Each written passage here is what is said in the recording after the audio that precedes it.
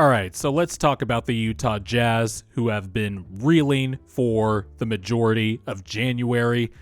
They are currently without Donovan Mitchell, who has missed the last 7 games. Rudy Gobert was out with COVID earlier in January and is now out again with a calf injury. So the Jazz have kind of been reeling without their best players, having to patch together lineups with basically 2 of their pillars gone. And then, of course, Joe Ingles, a main rotation guy, even though he lost a little bit of a step this year, is out for the season with an ACL injury.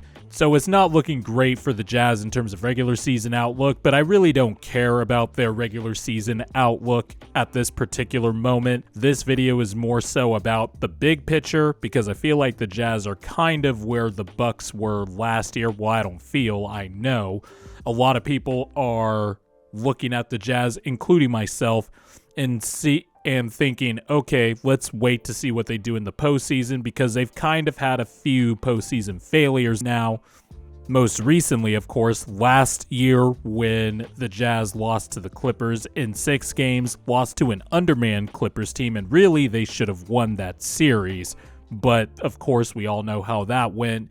This video, I kind of have 3 questions or thoughts more so about the Jazz in terms of their playoff outlook. 3 playoff questions that I have, or concerns, or stray thoughts, if you will, about the Jazz. So I wanted to get right into it because I think they're one of the more interesting teams in the NBA from that standpoint, and whether or not they should be considered true contenders in the class of the Suns, the Warriors, the Bucks, the Nets if fully healthy, the Heat even, maybe even a Grizzlies team that I think is much more equipped to beat the Jazz in a series now than, say, they were last year. So let's get to it. So first question / thought that I have is that Donovan Mitchell needs to once again take his regular season production and nearly double it for the playoffs if the Jazz want to get to where they want to go this year, which is, of course, a championship. And Donovan Mitchell has done that the last 2 playoffs. He's been spectacular. He's been a flat-out superstar in the last 2 playoffs.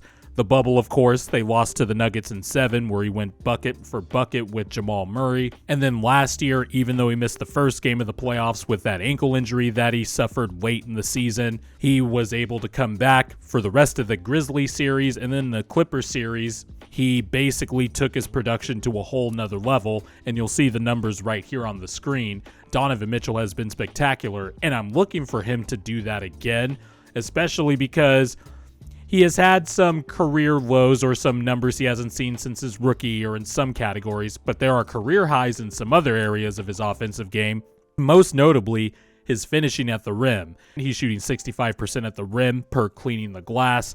He is also shooting a career high in the mid-range, which are, of course, the pet shots that you need in the playoffs when, things tighten up and the defense keys in on you and buckets are hard to come by. What I'm really looking for is if Donovan Mitchell's 3-point percentage will regress back to the mean, because he is shooting a percentage from 3 that hasn't been seen since his rookie year. And if he is able to level that back out, because he's taking a career high in terms of attempts per game, if he's able to level it back out to his not even last season's 3-point percentage, which was around 38-39%, just his sophomore and his 3rd year, he shot around 37%. If he could just get it back to that, the production is going to spike, obviously.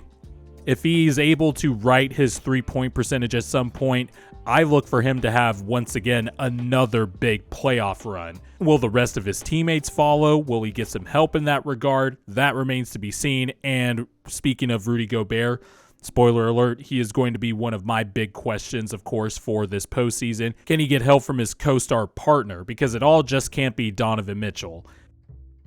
The next question I have for the Jazz is, can their guards and their wings guard the perimeter?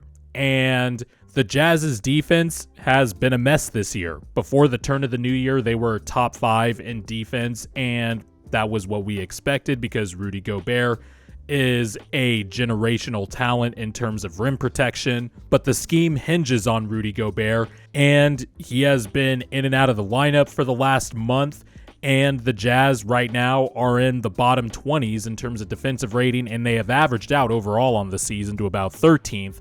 The question has always been, and it was something that was a problem last year, is can their guards and their wings do a good job keeping their man in front of them? Royce O'Neal, he's a good defender. Mike Conley, at this point in his career, he is still okay, but he's lost a step. Bojan Bogdanovic is big, but that's really about it. He's a below average defender. He's a smart communicator and all that. If you're talking about Joe Ingles, well, he's gone for the season, but even then, he lost a step. Jordan Clarkson, no. Rudy Gay, in theory, provides some good versatility in terms of smaller lineups and stuff like that, but he grades out to bleh. Hassan Whiteside has been sort of a solid pickup for the Jazz. They allow the Jazz to keep true to their defensive scheme even when Rudy Gobert goes to the bench. And their star player, Donovan Mitchell, he's been a sieve on that end all year. He came into the draft out of Louisville as somebody who could be a potential 3-and-D guy. And then, of course, we all didn't see that he would develop into the offensive talent that we now know, but he really has, at best, been an average defender throughout his career, and really these last 2 years, because of the offensive burden he has had to carry, he's not really a good defender. He has to basically lock in on that end of the floor, and this is something Rudy Gobert has commented on during his absence from COVID. He basically said there needs to be buy-in on that end of the floor, and I'm not even concerned about how the defense looks in the regular season. I just think they're going to have the same issues come playoff time. Now, I thought that they would be a sneaky good candidate to trade for maybe a Jeremy Grant or a Harrison Barnes from the Sacramento Kings, just to add another solid defender that could play the 3 or the 4. But Joe Ingles was really their only trade chip. And now that Joe Ingles is gone, I just wonder what ammo the Jazz have left to try and at least upgrade the wing talent in the room. But my concerns of them being able to hold their own on the perimeter are still there. And I don't know if there is a viable solution for that. And if that's the case, you're going to be asking Rudy Gobert to do a lot in the playoffs, which has been a problem the last 2 playoff runs. And speaking of Rudy Gobert, my third and final question, and my big question out of these 3, pun intended, is can Rudy Gobert take advantage of smaller lineups and switching lineups during the playoffs? Now, I know what you're thinking. You're probably thinking that I'm going to provide or add to the discourse about Rudy Gobert and his supposed ability to guard the perimeter, or his supposed lack of ability to guard the perimeter. I think he's been fine the last 2 years. Yeah, he'll get burned on occasions, but that's what happens when you don't have any guards or wings that could guard a lick. And Rudy Gobert, I think, definitely had issues in the first 2 Rocket series early in the Donovan Mitchell era. But my concern more so is on the offensive end of the floor, because we all know Rudy Gobert's limitations offensively. He basically has to be spoon-fed his buckets. He is more effective rolling to the rim. He's one of the best rim rollers in terms of pick-and-roll bigs in the NBA. But we have seen in the postseason that he is very limited against a smaller or switching lineup. And some of that is the Jazz perimeter players not finding him when he ducks early to the basket or is running the floor and has an early deep seal where he basically just has to lay it up in front of the rim and requires no skill whatsoever.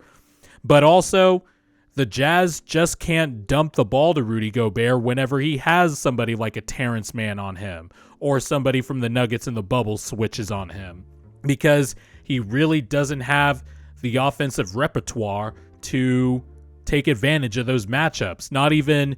He doesn't even have a simple drop step or a simple weird pet move that a lot of players end up discovering in their games. Rudy Gobert is very dependent on whether guards can find him, whether he can roll hard enough to the rim, and to me, that was more of the problem in the Clippers series last year. Did he get burned sometimes on the perimeter? Yes, he did on the defensive end, but he also held up his own on that end for the most part. It was more so the offensive end where I thought he was really a hindrance to the Jazz.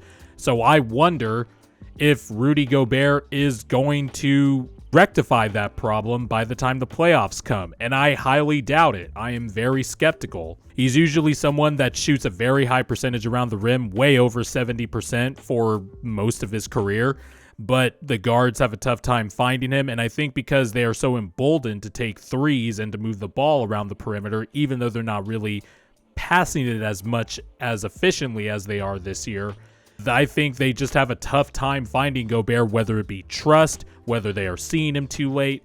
And also, a lot of it is because Rudy Gobert just can't take advantage of a smaller player. He really just doesn't have the post moves to do so, and not even necessarily post moves. He just doesn't have a move to take advantage of smaller defenders on him. So teams will get away with that more in the playoffs. They'll be more emboldened to get more creative with their lineups, and that really just mucks things up for the Jazz. And I just wonder if they are going to find a way to rectify that problem, because outside of Donovan Mitchell and, relying on a older Mike Conley, I really don't see many other options for the Jazz. Jordan Clarkson has been really bad this year compared to, his sixth man of the year campaign last year. Bojan Bogdanovic has been good again on the offensive end this year. And with teams being able to scheme for what the Jazz like to do, they need to have some counter punches. And I think Rudy Gobert being able to take advantage of smaller lineups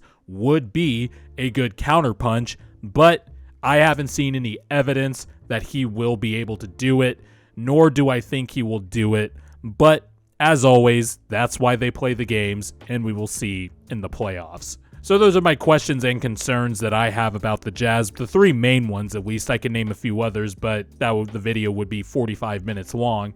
If you have any concerns about the Jazz, if you think I'm wrong, let me know in the comments below. If you have different concerns about the Jazz, also let me know in the comments below. Let's start a good dialogue about the Jazz. Thank you for watching this video, and we will see you next time.